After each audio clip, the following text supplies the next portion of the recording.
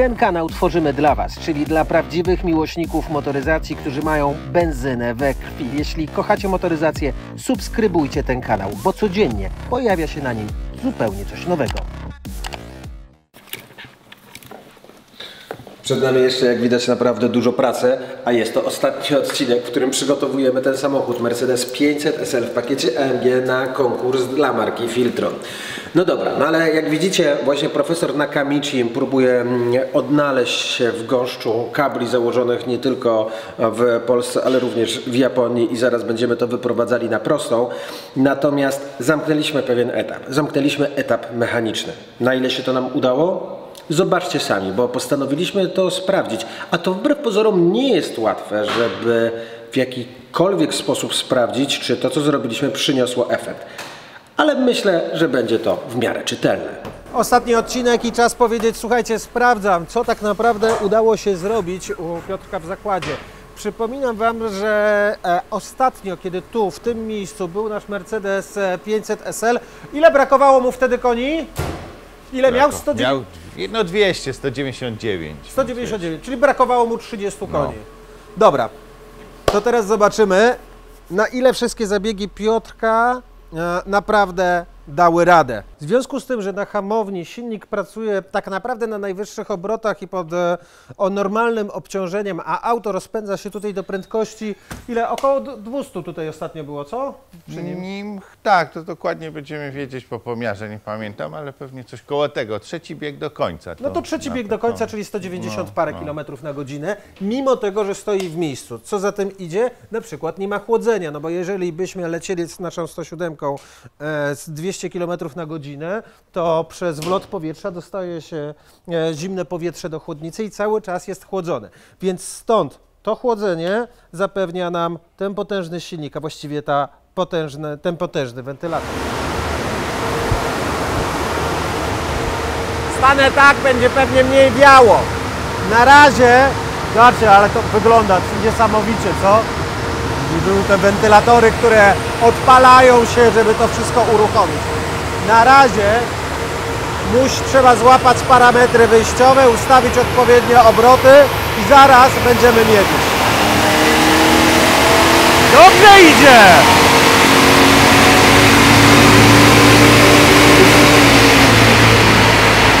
Potrzymam Was w napięciu. Jak myślicie, czy udało się, czy się nie udało? Udało się, czy się nie udało? Dobra, widać. No i kto pisał, że Mercedesy nie trzymają mocy? Może nie trzymają takie, które przejechały bardzo dużo kilometrów. Ej, ale budyń nas też trzymał moc przecież. Po 700 000 kilometrów. No diesel, diesel. Ale nie aż tak kopcił nawet jak na diesel. 230,8. Więc jesteśmy o 8 konia, 0,8 konia mechanicznego, takiego konia bez ogona, jesteśmy do przodu. Bez grzyby. Moc jest. No dobra, Piotrek miał rację. Technicznie jest ok, znaczy silnikowo pod kątem mocy jest ok. Według mnie powinien samochód przejść jeszcze jeden bardzo ważny test. W końcu samochód jest nagrodą w konkursie, więc powinien według mnie, pomimo tego, że jest na żółtych numerach rejestracyjnych, ale powinien przejść przegląd techniczny, żeby sprawdzić, czy wszystko na pewno jest ok i czy jest dopuszczone do ruchu po drodze. To co? Stacja diagnostyczna. Samochód, który jest na zabytkowych tablicach rejestracyjnych, teoretycznie nie musi przechodzić przeglądu co roku. Znaczy ustawodawca wierzy w to, że właściciel samochodu zabytkowego zachowuje go w odpowiednim stanie, w odpowiedniej pieczołowitości. O, może tak. Oczywiście samochód przechodzi przegląd raz, kiedy tablice rejestracyjne są wydawane, natomiast nie musi tego robić co roku. My chcemy sprawdzić, czy wszystkie nasze naprawy zostały wykonane w sposób taki, jakie powinny być, czy auto jest, bo jednak było zmienione, było robione zawieszenie z przodu, były robione amortyzatory, czy auto jest w 100% sprawne i bezpieczne, żeby poruszało się po drogach. Często robicie takie zabytki jeszcze raz, czy rzadko najmniej, kiedy? znaczy jeszcze raz to nie, ale 2 razy w tygodniu mamy badanie zabytku co najmniej. Czyli te pierwsze? Tak. Ale tak. takie, że ktoś przyjeżdża Nie, zabytkiem, to się nie sprawdźmy zdarza. jeszcze Chyba, raz? że auto jeździ typowo zarobkowo, no to wtedy niestety jest zabytkowe, ale musi robić badanie co roku. Rozumiem, rozumiem. Teraz No dobra, sprawdzamy hamulce. to teraz co? Hamulec? Hamulce przód.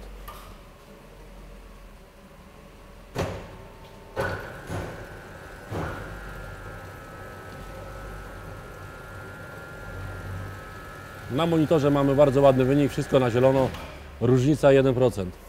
Między prawą a lewą Między stroną. lewym a prawym kołem. Czyli to jest różnica dopuszczalna? Do 30% mamy normę. Do 30% Tak. nawet jest dopuszczalne. Ok, a mamy 1%. Tak. Super.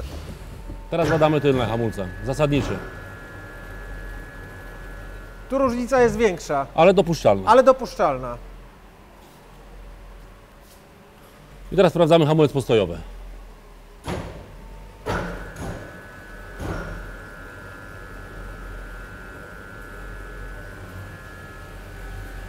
Idealnie. Chwila prawdy. Ja nigdy nie jestem pewien tych ręcznych. Powiem inaczej, jak się używa, to działają. A ja właśnie rzadko w automacie używam, muszę ci Ale to powiedzieć. skrzynia dostaje po... Wiem. Teraz badamy amortyzatory. Dobra.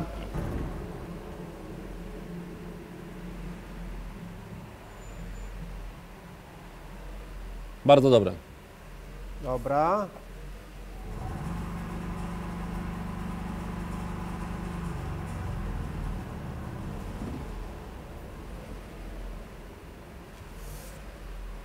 Proporcjonalnie. Bardzo dobrze. No, auto ma swoje lata, ma swój przebieg. 40 lat. Dokładnie. Opony są profil jaki jest, tak więc tak musi pokazać. Dużo A, zależy... bo to bierze jeszcze pod uwagę Tak, to, że jest wysoki profil opony i w ogóle twardość Czyli gdybyś boku. miał niski profil, to by ci Inaczej weszło pokażę, pewnie... ramflat zupełnie inaczej, bo jest Okej. twardy bok, inaczej tu mi drgania. Teraz badamy tylne amortyzatory.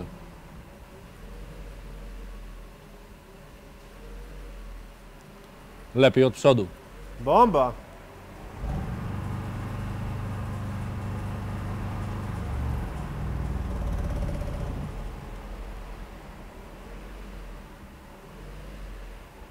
Idealnie. Jeszcze widać nowe tuleje, nowe amortyzatory.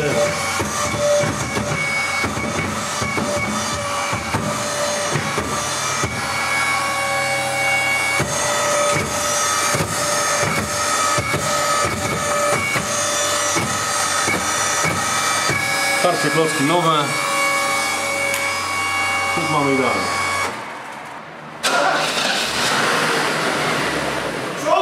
Tak, do przodu jedziemy. Śmiało, jeszcze śmiało, troszeczkę w lewo. I jedziemy śmiało prosto. Jeszcze śmiało, jeszcze kawałek. Jeszcze kawałek. Dobra, dziękuję. I trzymamy hamulec mocno.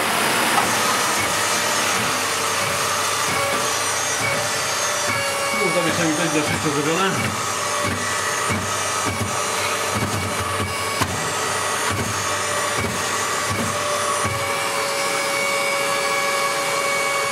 Układ wydechowy cały nowy, zawieszenie całe nowe, widać, że auto mimo lat w świetnej kondycji. Auto jak pod spodem, tak i na zewnątrz, w idealnym stanie. Nie mamy się też do przebiegu. Można bezpiecznie Tak, jeździć. dokładnie. Układ hamulcowy działa, zawieszenie perfekcyjnie, wszystko zrobione. Nie ma się do czego przebić. Okej. Nowych niektórych dużo rzeczy brakuje niż do tego auta. Czyli jest pełnowartościowym samochodem do... Pamiętamy technicznie. Super. Czystym sumieniem można podróżować. Zdążyliśmy jeszcze wymienić też lampy na europejskie, bo wcześniej był z Japonii, więc miał jedną lampę. Teoretycznie na zabytkach mógłby mieć te lampy japońskie, prawda? Na zabytek może mieć lampy, tu robimy ograniczenia wtedy. Okej. Według przepisów, że nie może jeździć po jakiejś tam godzinie albo coś, ale Ale ogólnie... wymienione są na europejskie, Tak. jak widziałeś zresztą, żeby właśnie jakby to wszystko tak działało normalnie. Z drugiej strony to nie jest wolny wóz. To jest wóz, który ma, wiesz, 230 Tak, koni ale i jedzie. jeżeli zakłada pamiętek zabytkowy, to może mieć, ma pełne prawa i inne. Super, dziękuję. Bardzo dziękuję, polecam się na przyszłość. Na czym to polega, powiedzmy, Paweł, że oni cały czas robią taki gąszcz kabli w Japonii w tych samochodach? Wiesz co, z założenia Japończycy bardzo się lubują w dokładaniu różnych dziwnych rzeczy. No oczywiście tutaj też było jakieś, wiesz, radio, które jest... nie na tą falę działa. Tak, to było jakieś stare radio Sony na kompakt, natomiast standardowo jak to w Japonii, no był zrobiony gąszcz kabli, który tutaj zdezaktywowaliśmy i standardowo, tak jak Japończycy strasznie lubią, to była złączka za złączką, czyli kabel był łączony tam w 3 miejscach. Oczywiście takie złączki typu bananowego, jedna do drugiej, do trzeciej, wiesz, no to z założenia oczywiście wyrzuciliśmy. W tej chwili przywracam to do oryginalnych kostek Mercedesa, aby podłączyć to radio, które właśnie nam się udało kupić w idealnym stanie. No to jest petarda. Tak. W ogóle to, że udało się nam znaleźć tego Beckera Mexico. Zresztą, z tego co mi się wydaje, on wszedł na wyposażenie do Mercedesa w 1982 roku chyba. Tak, dokładnie tak, bo to był model radioodtwarzacza, który w tym Mercedesie był. Ale petarda. Super, nie no jest, wiesz, jakby tak fajnie, że udało się go trafić i kupić. To nie są dzisiaj łatwe rzeczy, że znalezienie Są w bardzo dobrym drogie. stanie jakby i w takim, żeby było absolutnie funkcjonalne. Oczywiście robimy zupełnie po naszemu, czyli z jednej strony mamy bardzo klasyczne radio i oryginalne radio, ale radio, które jest dzisiaj zgodne z dzisiejszymi zasadami, czyli łączycie się z telefonem. Tak, tutaj będziemy mieli to radio wyposażone w zewnętrzny moduł Bluetooth, który będzie nam umożliwiał streamowanie muzyki i dzięki temu w tym radiu będziemy mogli standardowo odtwarzać to, co radio odtwarzało dawniej, czyli tuner radiowy, oczywiście FM, bo AM no to już nie działał i dlatego tutaj pasmo AM zostało zastąpione tak jakby właśnie Bluetoothem, czyli przechodząc na pasmo AM w tym tunerze włączamy sobie zewnętrzny Bluetooth. Oczywiście możemy również skorzystać z kasety, no bo ona jest sprawna. Nie na kasecie, ale kaseciak musi być, żeby był klimat taki, wiesz. Tak, dlatego niech Cię tutaj było, bo zastanawialiśmy się w pewnym momencie, czy zastosować tutaj odtwarzacz kompaktowy. Ale to by było bez sensu, bo to no, w tych latach raczej nie było odtwarzaczy kompaktowych, to były już nowsze modele. Zobaczcie, bo jeszcze kasetę wkłada się w ten sposób, czyli jest tak... Nie bokiem, tylko przodem. Tylko przodem, gdzie wchodzi tam od razu bezpośrednio na głowicę, jak do starych tych magnetowidów. Tak. VHS taki, co się wkładało. Dokładnie tak. W świetnym stanie jest. Super, że nam się udało je kupić w tak fajnym stanie i idealnie będzie pasowało do tego wozu. Dokładnie tak, tym bardziej, że ono jest naprawdę w bardzo dobrym stanie. Działa w każdy przycisk, każde podświetlenie, pod każdym Ale przyciskiem. nawet nie jest zjechane, wiesz. Nic właśnie. Jest naprawdę w perfekcyjnym stanie, gdzie oglądając zdjęcia na aukcji, na której ono było wystawione, no okazało się, że te zdjęcia pokazują nam troszkę gorszy stan. Wiesz co, trochę wyglądało. zazdro. Też bym chyba chciał już do swojej 107 takie radio. To jest super, naprawdę. Znajdziemy takiego Beckera, który będzie tak wyglądał. Mega. No dobra, z głośnikami co robimy? Znaczy ty jesteś osobą, która uwielbia to, jak to brzmi, jak to działa, jak to funkcjonuje, ale tutaj będziemy się starali jednak, żeby pozostać w oryginale. Tutaj definitywnie zostajemy w oryginale, po to mamy oryginalne radio, zmieniliśmy troszeczkę jego funkcjonalność, która zewnętrznie nie jest widoczna, ale jest. Natomiast oczywiście biorąc pod uwagę, że mamy Mercedesa w takim wyposażeniu i z tak zamontowanymi głośnikami, nic nie kombinujemy, wszystko zostawiamy w oryginale, to ma być oryginalny. Z drugiej strony to jest samochód, wiesz, który jest ktoś go wygra w konkursie, tak? Jakby jest dokładnie. Ktoś też ze świata motoryzacji, który trochę zajmuje się motoryzacją, mniej lub bardziej, nie wiemy. Natomiast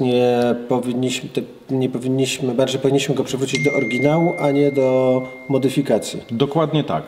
Dokładnie tak, bo dlatego ja myślę, bo nie każdemu może to pasować, wiesz o co mi chodzi.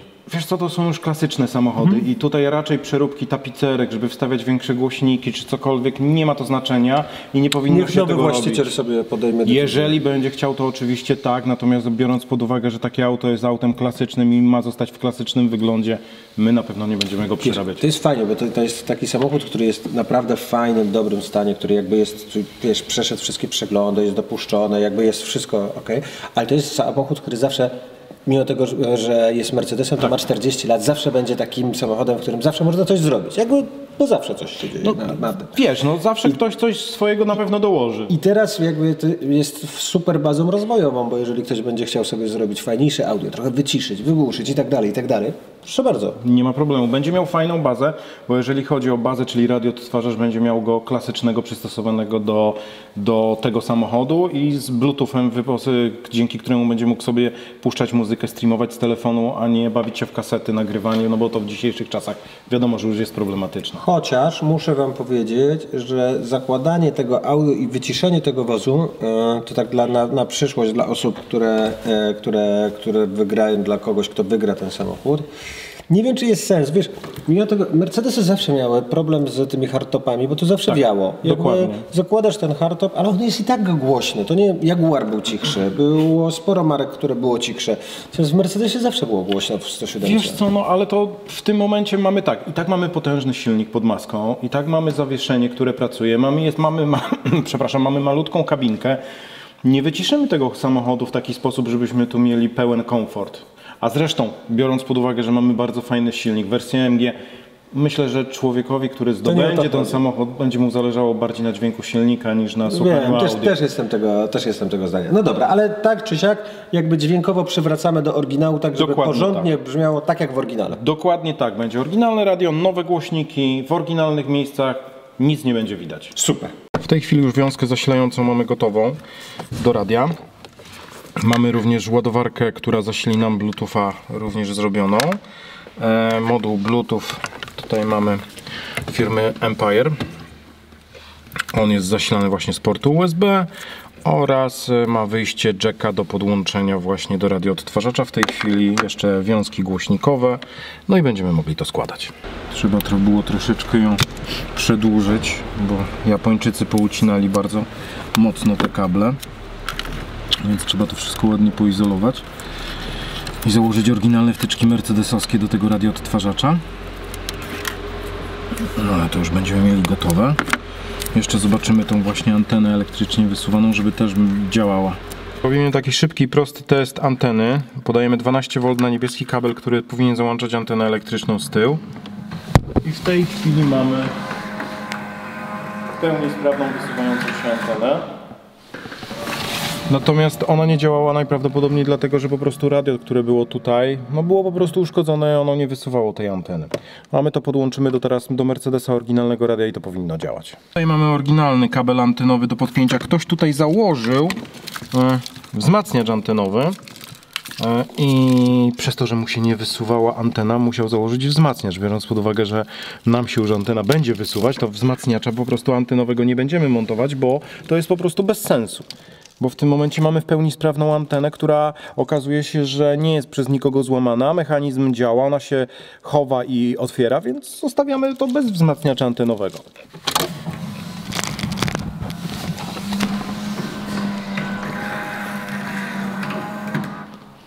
Ale to musiało być artystyczne ujęcie. Dobra, ale żyje. Żyje, tak. Ale fajnie jest ten wyświetlacz. No taki minimalistyczny strasznie. Taki wiesz, jak w tych kalkulatorach lat Tak, 80. starych, ale wiesz co, on nie pokazuje nic więcej oprócz fal radiowych. Oczywiście nie będzie RDS-u ani nic. No nie te lata. Czyli musisz pamiętać, jaka stacja jest na jakim... Tak, na jakiej częstotliwości. Jakiej częstotliwości. Tak, i jeszcze musisz pamiętać, na jakiej głośności zostawiłeś radio. Dlatego, że głośności również nie pokazuje. Ale super. Czyli to jest taki jakby zwykły analog, tylko że z potencjometrem cyfrowym, bo tu jednak jest klik do góry, klik do dołu, głośność, natomiast nic na wyświetlaczu więcej nam nie pokazuje. Ale to jest super, ale to jest akurat super old school, nie? Jak wyżywy taki, to jest totalny bajer. Tak, to jest bardzo fajna rzecz. Podświetlenie również w nim działa, tutaj sprawdzaliśmy już z Robertem, więc jak wyłączymy sobie tutaj lampkę i włączymy podświetlenie, no to jest bursztynowe. Takie jak jest na całej desce. Także wszystko działa. Teraz zostały nam do zrobienia głośniki. Bluetooth też już działa, bo już też się nam świeci, chce się sparować z telefonem. Więc w tej chwili już Bluetooth również mamy zasilony i on działa. No i teraz tylko zostaje to podłączyć, założyć głośniki i będziemy mieli gotowe. Ale super. I to jest już jego docelowe miejsce. Tak, dokładnie. W tej chwili już radio mamy zainstalowane, antena się wysuwa, jest podłączone, podświetlenie działa. Także w tej chwili praktycznie już jest zamontowane. Zostaje nam tylko i wyłącznie, przepraszam, montaż głośników. Super. Także w tych oryginalnych miejscach będziemy za chwilkę montować Powiedzmy, głośniki. czy to było najwyższe radio w tamtym okresie w Mercedesie? Wiesz co, z tego co pamiętam to tak, jeżeli chodzi o tego kaseciaka, to był najwyższy model, później był jeszcze model troszeczkę prostszy od niego, ale ten był chyba najwyższym modelem, który się znajdował w tym wyposażeniu samochodu. Zakładamy głośniki z firmy Rockford Force Gate, model Prime R14X2. To jest o tyle fajny głośnik, że idealnie pasuje w miejsce montażowe oryginalne Mercedesa W107, natomiast Plusem jest to, że jak widzicie ma zagłębiony głośnik wysokotonowy. Dzięki temu nie przeszkadza on w montażu maskownicy oryginalnej w oryginalne miejsce, jak również nie będzie to powodowało problemów związanych z graniem tego głośnika i obijaniem się membrany o mocowanie. Jest to głośnik dosyć cienki, z mniejszym układem magnetycznym, dzięki czemu bez najmniejszego problemu wejdzie w oryginalne miejsce montażowe, nie powodując żadnych problemów. Przystępujemy do dalszego montażu. W tej chwili mamy już gotowy głośnik zamontowany pod oryginalną maskownicą. Jak widzicie, wszystko zostało w oryginalnych miejscach. Także tak wygląda już na gotowo. Bierzemy się za drugą stronę. Z lewej strony, od strony kierowcy, jak widzimy, również jest puste miejsce montażowe na głośnik. Ktoś wymontował z tego samochodu głośnik i na szczęście dobrze, że zostawił oryginalne kable i tego nie musieliśmy ciągnąć. Z prawej strony mamy już głośnik zamontowany w oryginalnej maskownicy. Teraz bierzemy się za lewą stronę, montujemy głośnik i zaraz zobaczycie, jak wygląda głośnik zamontowany pod maskownicą, ale z jeszcze nie założoną maskownicą, żeby było wiadomo, jak głębokość głośników ma tutaj znaczenie. Mamy zamontowany głośnik Rockforda. Jak widzicie, on jest zagłębiony tak jak ma być. Nie wystaje nam tutaj na zewnątrz tweeter, którym ewentualnie uniemożliwiałby montaż maskownicy oryginalnej. Tutaj u góry, od górnej części to jest górna blacha mocująca maskownica. I właśnie niższy kosz głośnika oraz niższe mocowanie zawieszenia powoduje to, że ta blacha bez najmniejszego problemu tutaj się zmieści i bez najmniejszego problemu po prostu założymy tutaj maskownicę, dzięki czemu nie będzie żadnych problemów w tym starszym Mercedesie z brzmieniem tych głośników. Także tutaj też kończymy w tej chwili montaż, zakładamy maskownicę i system będzie gotowy. W tej chwili mamy skończoną i zamontowaną maskownicę, system jest gotowy, zabezpieczony, także kończymy na dzisiaj. Profesor Nakamichi mówi, zobaczył kamerę, mówię, nie, to ja posprzątam, No ale słuchajcie, no dobra, no ale to jest, jakby wiesz, proces tworzenia. No tak. Ale czy to tworzenie się zakończyło? Już tak. Naprawdę? Tak. Super. Także za chwilkę, jak posprzątam, będziemy Czyli zaraz będziemy mogli zobaczyć, usłyszeć, dotknąć tego dźwięku, którego stworzyłeś? Tak, dokładnie. Czyli dokładnie tak, jak było w Mercedesie w 1900... Nie, lepiej. Lepiej, bo mamy nowsze głośniki, mamy Bluetooth do odtwarzania muzyki bez kablowo. Jak bardzo różniły się głośniki dzisiejsze od głośników sprzed 40 lat, z 1982 roku, kiedy wchodziły do tego samochodu? To były lepsze czy gorsze głośniki? Wiesz co, to są dużo lepsze głośniki, bo na przykład te, które tutaj były, oryginalnie to były głośniki szerokopasmowe. Natomiast w tej chwili mamy głośniki, które są głośnikami dwudrożnymi, czyli mamy głośnik wysoko-niskotonowy. O tej konstrukcji mówiłem i to widać troszkę wcześniej, bo nakręciłem materiał. Natomiast no to zupełnie inna klasa głośnika. No, dawniej troszeczkę inaczej były robione te rzeczy, dzisiaj są trochę inaczej robione. Dzięki projektowaniu komputerowemu, symulacjom można dużo lepiej to po prostu wykonać. No i dobra. Fajnym dźwiękiem. To co? Idziemy włączyć? Tak, tylko że jeszcze musimy tutaj, bo na chwilę obecną... Sparować trzeba go teraz, tak? I teraz jaka jest procedura parowania? To jest coś, co będzie przy okazji instrukcją obsługi dla nowego właściciela tego samochodu. To znaczy podstawową rzeczą jest tak, że musimy sobie włączyć zapłon. Tak. Po włączeniu zapłonu, po wyciągnięciu telefonu powinien pojawić się nam nowy zestaw Bluetooth. Tylko musimy chwilkę oczywiście poczekać. No jest. Jest zestaw Bluetooth. BTR 300X. Tak, dokładnie. To jest to samo, co mi montowałeś do Bentleya? To znaczy nie, bo ten zestaw służy do streamowania muzyki, natomiast nie służy do rozmów. Okej. To jest taka prostsza jego wersja, niestety w dzisiejszych czasach mamy dosyć duże problemy z elektroniką, więc... A poza tym jest bardzo też duży problem z robieniem głośno mówiącego zestawie w tym Mercedesie, bo jest to po prostu ciężki do uzyskania, tak żeby był ten dźwięk realny. Dokładnie tak, dobrze, mamy połączony, tylko problem jest taki, że Jakąś muzykę będziemy mogli sobie oczywiście Nie masz żadnych puścić. offline? No bo właśnie jesteśmy w mam garażu? offline, ale mam muzykę taką swoją. No to... Co to jest? Chcecie zobaczyć, jak wygląda muzyka swoja profesora Nakamichi? To znaczy... Profesorze Nakamichi, jaka to jest twoja muzyka? Przykładowo, no znaczy różna, natomiast co jest ciekawe, Dobra, bo jak go się obsługuje? Właśnie. Dokładnie, pytałeś o obsługę, więc tak, od 1 do 6 mamy falę UKF-u. Tak, czyli sobie programujemy to. Tak, radio. a od 7 do 8 mieliśmy ultra krótkie i ultra krótkie, czyli tak zwane w sensie nasze stare fale, natomiast tutaj w tej chwili przełączamy się na przykład na 8 i mamy dźwięk z Bluetootha. Fajne!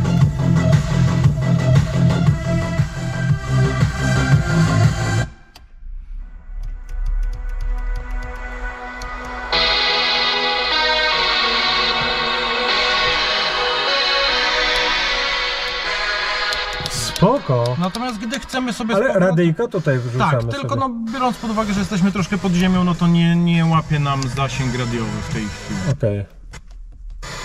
Fajne. No dobra, to czekaj, tu się wyłączę. Tak.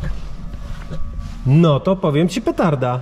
Wszystko się zmieściło w miejscach oryginalnych, mamy oryginalne radio, oryginalne miejsca montażowe. Nic chyba więcej nie potrzeba. Szkoda tylko, że w tym samochodzie nie ma niestety głośników tylnych, no ale to radio nawet nie było przystosowane, żeby były tylne głośniki. Czyli to to radio... jest jakby dokładnie to, które powinno być. Tak, to radio ma 2 kanały, tutaj z tyłu nie mieliśmy w ogóle miejsca na głośniki, nie są zainstalowane głośniki, radio nie ma też wzmacniacza 4-kanałowego, więc no takie były czasy, takie były standardy. Profesorze Nakamichi, super robota. Dziękuję. Nie ma za co. Dobra, no to słuchajcie, teraz sytuacja wygląda w ten sposób. Samochód mamy schamowany, czyli mamy jego odpowiednią moc. Samochód mamy przejrzany, bo przeszedł ścieżkę diagnostyczną, czyli jest dopuszczony, spełnia wszystkie warunki. Jest zrobione granie, więc czas na samą wisienkę na torcie. Na ten ostatni element, który powinien być, czyli auto trafia do MX Nowicki, aby tam zostało już stricte wychuchane i wydmuchane.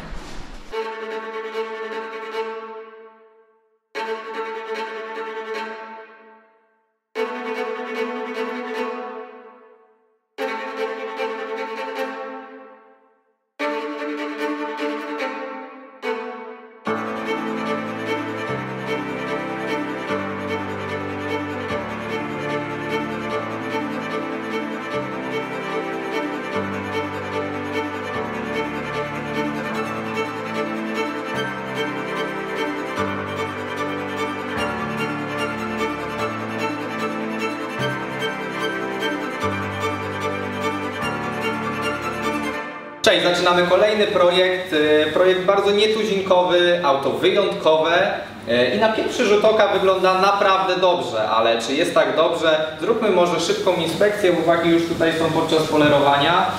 Auto zostało umyte, przygotowane, pełne oczyszczenie lakieru, czyli wiadomo, należy usunąć smołę, zanieczyszczenia metaliczne. Myślę, że to wielu z Was nawet na kanale Patryka wie, bo już wiele razy pokazywaliśmy, jak to robimy. Natomiast jeżeli chodzi o samą korektę, możecie powiedzieć, no ale co tu robić, auto jest naprawdę, wygląda dobrze. No, niestety nie jest tak, jeżeli już oceniamy ten lakier po myciu w odpowiednim oświetleniu, no to widać pewne mankamenty. Robiliśmy tutaj szereg prób, Przemek z Michałem to zrobili i podjęliśmy taką decyzję, że te niektóre powierzchnie robimy na 2 etapy, czyli wycięcie i finish, natomiast część elementów idzie w takim jednoetapowym odświeżeniu. To, co cieszy mnie, to na pewno jakość drewien i tutaj już też chłopaki zaczęli polerować i wychodzi to całkiem fajnie. No przypuszczam, że zostaną, nie chcemy tego demontować. Jeżeli chodzi o tapicerkę skórzaną, ona nie wygląda na jakąś brudną, widać, że to było obszywane na nowo. Natomiast tak czy inaczej jakimś delikatnym cleanerem to odświeżymy, wrzucimy zabezpieczenie, żeby ta skóra dalej jakby nie przecierała się i żeby służyła jak najdłużej. Felgi już poprawione, ranciki. Wydeszki też muszą wyglądać. Troszeczkę trzeba jakby dla zasady mam taki... Ale one nie są takie w takim złym stanie, nie? No, zazwyczaj Sadzy je oczyścić tylko. Tak. Ale wiesz, czasami są po prostu takie wrzery, z którymi się nie da nic zrobić. Klasycznie Autosol rządzi. Daje radę. Sprawdzone produkty najlepsze.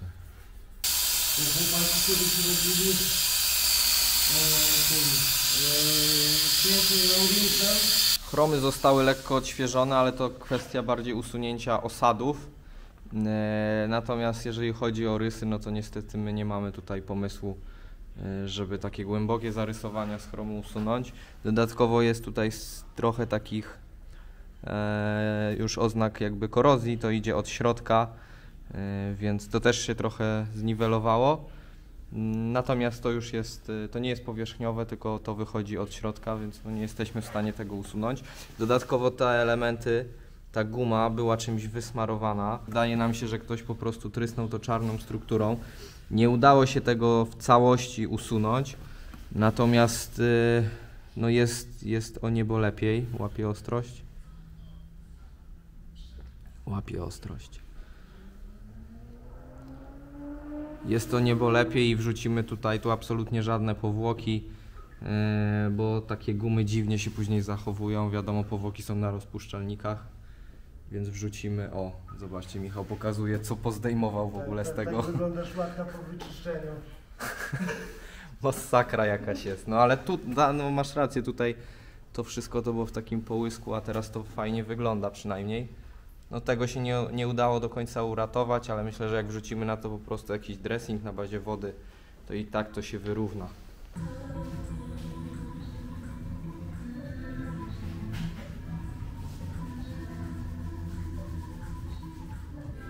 Powiemy jeszcze kilka słów na temat tej blendy gumowej. Z nią bardzo uważajcie. Jest to specyficzny, dziwny materiał, który bardzo mocno chłonie. Ja nie jestem zwolennikiem, żeby aplikować na niego jakieś dressingi, nie mówiąc już o powłokach. Później to potrafi schodzić płatami bardzo nierówno. Po prostu doczyścić i zostawić, to ma tak wyglądać. Czasami są w takim fatalnym stanie te gumy i wtedy no, można próbować równać to dressingiem, ale jeżeli jest w takim stanie jak ta, jest bardzo dobrym, bym powiedział, to nie ruszajcie. Przyjemniej, nie? Jest stworzony, żeby bez dachu. Ta linia jednak o wiele fajniej ta dywka wygląda. Auto wypolerowane w trakcie odtłuszczania. Teoretycznie wygląda już dobrze, ale jeszcze brakuje trzaśnięcia. Połysku, wisienki na torcie. Dressing siadł. Rancik odświeżony. Lakier na Mercedesie mamy przygotowany, już odtłuszczony. Do odtłuszczenia użyliśmy IPy 50 na dwukrotne odtłuszczenie, żeby porządnie odtłuścić.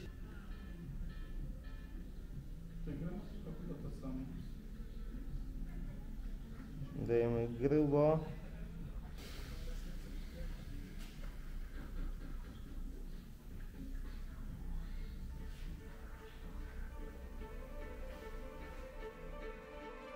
Historia tego Mercedesa na tym kanale powoli dobiega końca. Trzeba przyznać, że teraz wygląda naprawdę obłędnie. Przygotowaliśmy go na 40-lecie marki Filtron, dlatego pochodzi z 1982 roku i dlatego jest absolutnie wyjątkowym Mercedesem 500 SL w pakiecie AMG. Teraz ten samochód na spokojnie będzie czekał na wyłonienie zwycięzcy. Oczywiście konkurs jeszcze trwa, więc jeśli spełniacie warunki konkursowe, to link do strony znajduje się w opisie tego filmu. My już zazdrościmy zwycięzcy, którego poznamy w przyszłym miesiącu.